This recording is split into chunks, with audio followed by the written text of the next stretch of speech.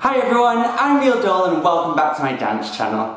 In this video, I'm going to be talking about pas de deux, which is a French term used in ballet to describe a dance for two. So I'm going to be looking at some videos and talking about techniques for lifts and partner work and all of that fun stuff.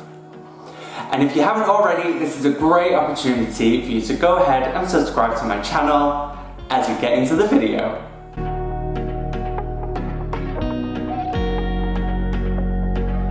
A pas de deux can be one of the most mesmerising parts of a performance, but a lot of training and time, blood, sweat and tears and effort goes into making those lifts work.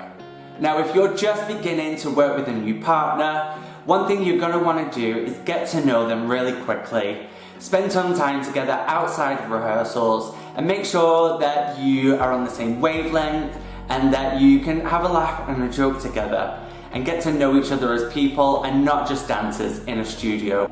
Now, one thing that I always tell my students, usually in every class, is that the plie is a dancer's best friend. So when you're working with a partner, if a lift is going overhead, you're going to want to use the plie, both of you. Especially for the guy. If you plie as your partner's jumping, you're already going to be underneath her and she's done half the work. She's jumped halfway off the ground already. So you just need to get a really deep plie underneath her and she's already this high, and then you just use your core and your thigh muscles to fully extend and get her up into that lift. Now sometimes if a lift isn't working, don't worry about it. Just take a break and come back to it later. Sometimes there's a clash of energy and you just need to take a little time to decompress, come back to it, deep breath, positive attitude, and you'll have no problems. My next tip should go without saying, but practice makes perfect. Now this shouldn't only be during the rehearsals. You can take time out whenever you see them walking down a corridor, give them a little spin, and just try things out. It doesn't have to be from a show you're working on at the moment. It can be from anything. Try new lifts and transfers of weight. Just see how your partner works with you. And if you're in a show where you may need to dance with a swing or a different partner on occasions, make sure that you rehearse with them just as much as you do with your own partner. The way you hold your partner is key. Generally, men have quite tight wrists, so I would recommend adding a few wrist mobility exercises into your warm-up if you have a rehearsal or a show that day. Just make sure that the wrists are really warm and add a few extra stretches. Especially if a girl's going overhead, you want to make sure that you're not going to cause any pain or any overstretching that could cause an injury in the future. Another thing for you guys out there, especially when you're holding your partner around the torso, you want to make sure that you're not digging your thumbs into her kidneys. You want to try and use this part of your hand a little bit more to negotiate your partner's body. Trust me, putting your partner first and making sure she's not in pain will make your life a lot easier. If at any point you're working with a partner and you feel uncomfortable or frustrated with the rehearsal, it's imperative that you stop immediately. There's nothing scarier for a guy when he's got a girl above his head and she starts panicking. So, take a deep breath, take a minute for yourself, go and relax, and then come back to the rehearsal with a clear mind and a focus ready to work. One thing that I always tell my students when we're starting partner class or rehearsals is not to let egos get in the way. You can always learn something new from somebody else. And a partnership is about trust and listening to each other and working as a team. Also, highly recommend to you guys is always listen to your partner. When she's 8 foot up in the air and she's upside down with her leg in her développé, whatever she says goes. When I was performing in Wicked, I had around 10 overhead lifts in the show with various partners, and it wasn't always the same partner. Sometimes I would have to work with a swing.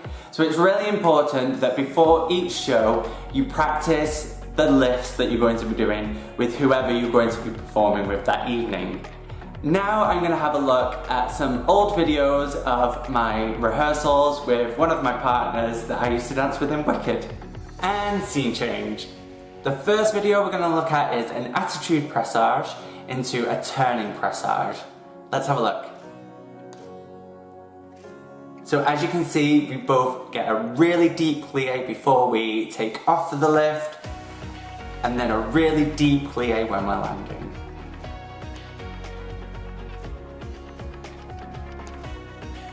This next one's called the football lift, and this was one of my favourite lifts to do with Chris.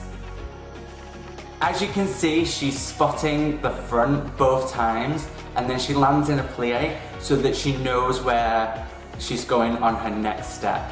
That's clever dancing. Now in this next one, we're going to do a turning pressage. There she goes, with her back leg in attitude, and then she turns out of it. And for this one, I have to make sure that I transfer my weight a little bit further back as I'm turning, because she's got an arch in her upper back. This next one's called an around the world. We actually didn't do it in the show, but again, it's nice to practice different lifts that you don't always need. And actually, for the takeoff, it's Chris that does most of the work for this one, and I just basically catch her at the end and get her back on her feet. So it's the lady that's doing most of the work in this one. Oh, and now this is Vivian. This is another one of my partners that I would dance with in the Osdus ballroom in the show. And Vivian would do this lift, but she had a really big skirt on the back, so I couldn't actually see anything once she was upside down because her skirt was in my face. So we would practice every night before the show just to make sure we're on the same page. And there you have it. If there are any lifts that you didn't see there that you would like some information about, or if there's something you're working on at the moment that you're struggling with and you would like some tips and tricks, leave me a message in the comments and I'll try and get to them in the next video. Thank you so much for watching my video today. I hope you enjoyed it and that you found it useful. If you did, go ahead and give me a thumbs up. If you have any questions or comments, you know where they go. And don't forget to subscribe and ring the bell icon so that you get a notification every time I upload a new video. Now until next time, stay healthy and keep dancing.